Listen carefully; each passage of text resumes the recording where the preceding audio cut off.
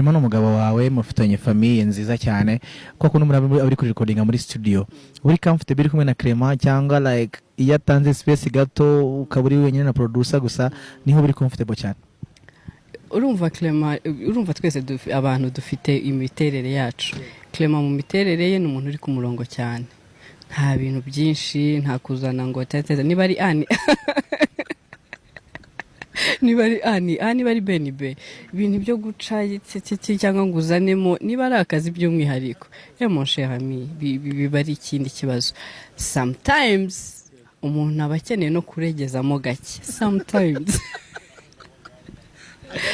you know kuregeza tu just Clement ntago wamuregezana, bisaba yuko ushatse kuregeza hari ubundi buryo bigenzamo, ariko ntabwo ari ibintu wagira gutya na gutya.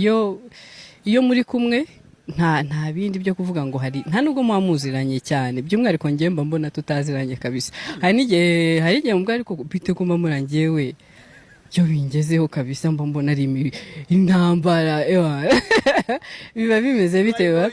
Amen.